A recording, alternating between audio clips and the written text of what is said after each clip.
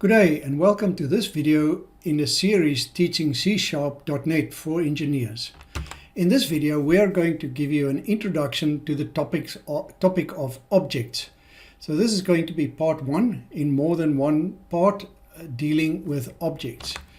Now, what are objects and object-oriented programming? When I first started getting into programming and worked, for example, on my PhD, I was tasked with writing a finite element program to analyze pavement structures, and we used a Fortran program at that stage. And the program basically had one main routine at the top of the code, and that routine would go right through calling into subroutines lower down in the code. So as this ChatGPT summary says, procedural programming is a step-by-step structured approach where programs are built using functions and procedures. The key characteristics is a focus on procedures, so functions that do certain things. However, the code is sequentially executed in one main routine going from top to bottom. A high characteristic of this type of method is that it uses global and local variables. Whenever you're using global variables, there's always a chance of you unintentionally changing something in a global variable that affects your overall program throughout. So that is something that requires quite a lot of skill. The functions operate on data directly. I'm not quite sure what ChatGPT means with that. The key point is that your reusability is limited. It's very difficult for you to reuse a function in one main program in another part of the program in this type of procedural programming. Object-oriented programming is different. It's a more modular approach that organizes your code into objects. And these objects encapsulates your data and the behavior at the same time. So I'll get into the benefits of encapsulation later on. But a big advantage of this type of coding is reusability. If you can write an object which is in general useful through the attributes it exposes or the functions it exposes, you can use that in different programs altogether, and you don't have to repeat that code every time you start a new program that uses that type of functionality. There's also advantages of data security. Objects interact with each other, and very important, it's easier to maintain and also expand on those objects later on without having to rewrite quite a lot of code. So let me give you an example of an object. Since this course is aimed primarily at engineers with little or no previous experience in coding, it's good to think of an object as some sort of engineering entity, something that you want to do engineering calculations on. I'll always use an example from my own field, which is pavement engineering and road asset management. And if you think, for example, of a pavement system, then you can think of each layer in that pavement system as an object. So here, for example, you can imagine that this layer is an instance of a layer object. It will have several attributes. I've underlined the names of the attributes here. For example, there could be a role. The role of this layer is to act as a surfacing layer to protect the pavement from water ingress and provide a skid resistance wear-proof surface. It would have been better for me to use the attribute name function here. The function of this layer is to act as a surfacing, but I didn't want to confuse it with the name of a function in the context of programming. So I just used the attribute name role. Then there's a material class. This layer is asphalt. The material type, which is a more detailed description. We have, of course, a thickness, an elastic modulus, and a Poisson's ratio. And here we've got another layer. It's got a different role, it's got a different class, etc. And right down to the subgrade. So these layers are examples of objects that we can write as C# classes.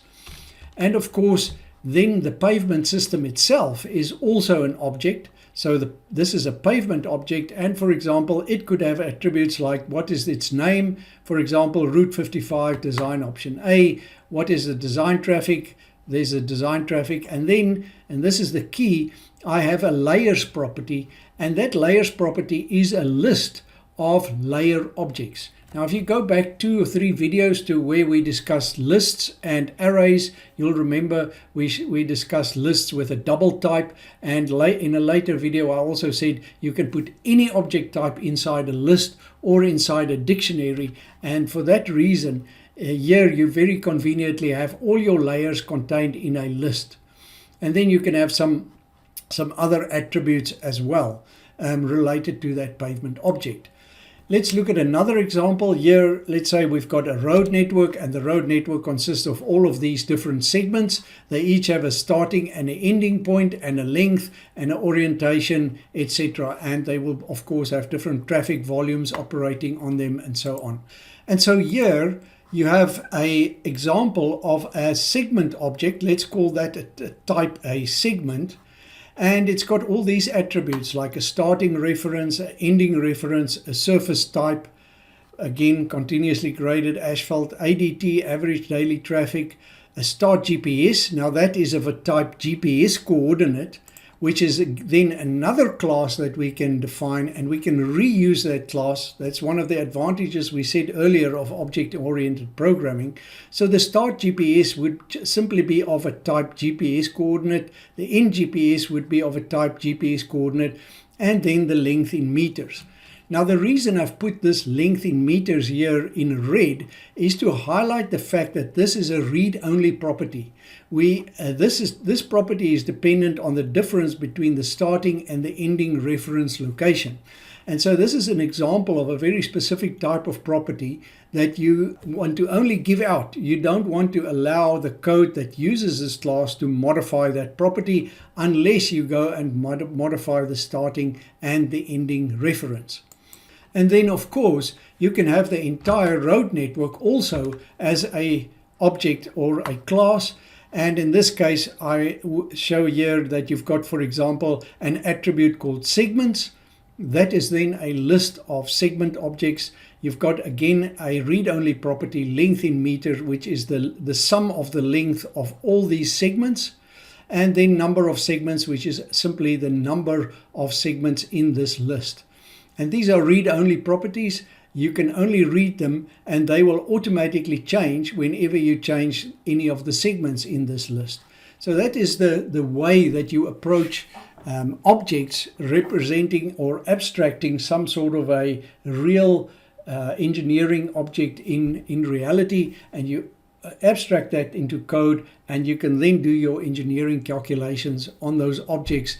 And the mind mapping that you do in the process is quite natural and quite creative to work with. Now, how do we create objects in C? Just a few introductory comments. An object maps to a class in C#. If you create a class named pavement, it means you have an object of class pavement, right? So you have a class, that's the code you write, and the name of that class maps to the name of the object. You initialize an object or a class by calling what's known as its constructor. Each class has by default in C# a default constructor, but you can also write your own. Here are 2 examples of how you would initialize an object of type or class pavement by calling its default constructor. So we just call it with empty brackets. And you remember we did the same when we created lists and arrays, etc. Because those are also simply objects, they are just built-in objects in the .NET framework. So here you've got the pavement, that is the class or the object type name, and this then is the variable name. Very important that once you've named a class or an object, that is fixed in your code. But the variable name you assign to it, this could be anything. Happens when you're putting together the code that utilizes the class. And this, of course, you can name anything. This name does not have to, and as a matter of fact, should not match the name of the actual class. So this could be my Auntie V or Road 123 or example of a road. As long as you adhere to the naming conventions of C#, which you can go and ask ChatGPT about that. But it's very simple. Variables cannot start with a number. It should be one word, should contain no special characters, etc. Okay, some custom constructors. A constructor, if you write a specific constructor for your class, It basically is something as like a method or a function, but it has no return type. It has the same name as the class. You put round brackets after the name, and you can take parameters in brackets. Here's an example. So public segment, this is a constructor for a segment class, round brackets, and then you put the code inside of these curly braces. There's another one, segment. So it is simply the name of the class, but this time I'm passing in 2 parameters into the constructor, and then my code follows from there. This may be a little bit difficult for you to understand, but it will become a bit more clear in a moment when we look at some code. Okay, so just the outline of, for example, our road segment class. This we had discussed earlier when we discussed an overview of classes in C#.NET. So basically, the green box here signifies the whole caboodle, everything inside of the class definition, and that maps to a file that sits physically on your computer that you are going to compile into a binary executable or a DLL file, and that file in .NET, if it's a C# file, will have a .cs extension. The structure of this file, you have a bunch of using statements at the top. We discussed that in one of the early videos in this series. Then you have your namespace. We also discussed that in an earlier video. You've got the name of the class, and then you've got code blocks here, which I've just represented by these gray boxes. And the key thing is the properties. These are basically the attributes that you expose, so that other code that makes use of this object, they can have access to those properties and also to any public methods that you make available outside of the class. Now, I highlight here public properties because properties are quite important in the definition of objects, because it's basically what exposes the attributes that we discussed earlier, such as the thickness of a layer, the stiffness, Poisson's ratio. Those are all attributes of a pavement layer. And if you want to represent that layer as an object in code, then you are going to have to expose those attributes as properties.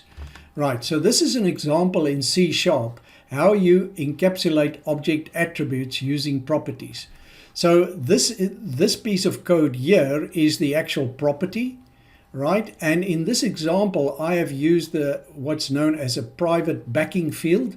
So I've written a private variable. This will not be accessible outside of the class. Only the publicly exposed property, that's the name of the property, start reference. It's a type integer, and that is always exposed by a getter, what's known as a getter, and a setter. So a setter assigns the value, and this is the syntax to assign a value. So it will take in a value and it will assign it to this private variable start reference, and the getter will then return to the code that asks for start reference. It will return that variable's value. Right? This is a shortcut for this. You don't have to do all of this. You can do it in a shortcut like that. But sometimes if you want to have finer control of what happens inside here, you would want to not do this, but rather use this upper coding style. I'll give you an example. So here you've got an example where you've got your backing variable private here, so it's protected. No one can mess with it. And let me just clarify, when I say no one can mess with it, I'm not talking about some hacker or some sort of activity that you don't want to happen. I'm talking probably about you, the coder, that will make use of this class in your downstream code, and you want to be sure that either you or one of your colleagues working on this code base is not able to modify this property unless it is going through a very qualified channel. So let's look at an example. Let's say, for example, you've got an attribute called start reference. So this is like the kilometer position where a road segment starts, right? So obviously you cannot assign to it a negative value. It has to be a positive value. So this type of encapsulation allows you to take this setter. See, this is the default way that a setter is written for a property. And you can now, instead of just putting this, you can put a whole chunk of code inside of these curly braces. So here, for example, I've said if the value that you are assigning is less than 0, then throw an error with the message the start reference must be non-negative. If this will only execute if the value is less than 0. If this is not the case, then it will jump to this line and it will just say, I'm all right to set the value of start reference to this value. Okay, so that's a way that you can make sure that when you read, for example, data from a database or from a file, and there are some junk or garbage values in there, it will throw an error. In other words, it will stop your program when those garbage values try to go into that class. So another example is, say, for example, a pavement layer. The thickness cannot be negative, right? So if a user can enter thickness values for a pavement layer, you want to make sure that even if your user interface allows them somehow to put in a negative number, your downstream code will not accept that value. Because you can imagine if you put a negative value in there and you do some calculations on the pavement, it's going to create havoc, and that's a way that bridges collapse, etc. So you have to be very sure of ensuring that your values assigned to your engineering objects represented in code only have the acceptable values assigned to them. And this is the way that you do that. So please pause the video, go over this. I know this is strange syntax. Make sure you read through it carefully. Try to just decipher what the code is doing here. You will be writing this type of thing over and over, so it will become more familiar for you. At this stage, just understand the concepts. This is another way of writing a read-only property. You remember I put that in red earlier. So here, for example, you can see I don't have a setter. This set value I've just omitted from this property. I only have a getter. So in other words, you cannot assign a value to length in meters. You can only read the length in meters that is currently held in this object class. And that can be given back to you, but you cannot modify it, right? And that is by design, so that if you have a start and end location, for example, for a road segment, the length in meters will always be returned as the difference between those two, and nobody can accidentally change the length in meters such that it's no longer in sync with the start and end locations. All right, so with that long preamble, now we can look at a real C# class. Here I've written a class representing a segment. So let's go from the top. We've got our block of statements at the top that are our using segments that we discussed in one of the earliest videos in this series. There we have our namespace. I've put it in my library and I called the namespace Road Engineering. Here is my class. All of this code in these curly braces from there to there, that's basically my class. I have at the top my private variables declaration. This is my constructor, right? Now you can see I've written a custom constructor here that takes in a from reference, a to reference, and a road ID. And I then assign these values to these private variables there, and I calculate the length, which is assigned as the difference between the to reference and the from reference. So that length is calculated. And then here I've got my attributes or my properties. I've given you just some examples. Here I've got my from reference. I've got a condition in the setter, just like I discussed earlier. I've got my to reference. Here I didn't do that. I've made that just a read-only property. My road ID is read-only. My length is read-only. And here I've also shown a method. This method you can call label with round brackets, and it will return to you a label that summarizes concisely what is the attributes for this road segment. So you can see, because these variables are private, they are not exposed outside of this class. If I am going to try to get some attributes on this class, the only ones I can get access to are these read-only variables, so I cannot assign a value to them. I can assign a value to the from reference, but this setter will ensure that that value must always be positive. And then I can call this method label. I should probably have called that get label to indicate that it is a function that returns a value, and it will return a string. Okay, so this is an introduction to objects represented by classes in C#. I want to ask you for homework to think of a class or an object to represent something in your field of engineering, and then list out the attributes or properties of those objects. And then I want to ask you to go through the slides that I've shown. Just pause the video, look carefully through the code, and make sure that it makes sense to you. You don't have to memorize the syntax. You will go over and over and have to write it. Go back to ChatGPT, ask it, give me an example of a property, show me a read-only property, show me a getter, show me a setter. That syntax is something that you're going to have to learn. So don't try to memorize what you see, for example, in this class. Just make sure you understand the logic. The memory will come over time by practicing it over, and initially it will be slow. And then it will go a little faster, and in a few weeks' time, you will see the fantastic human brain will just take on board that syntax, and it will become much natural. So just focus on the construction of the big picture elements of the class. So I want you to just review and drill the structure of a class, review and drill the syntax for declaring properties in C#. So that's it for this video. In some of the next videos, we'll go and actually code this in our example project and our example library, and I will show you how you can initialize an object and call the properties or attributes on the object that we have spoken about in this video. That's it for this video. Thanks for watching.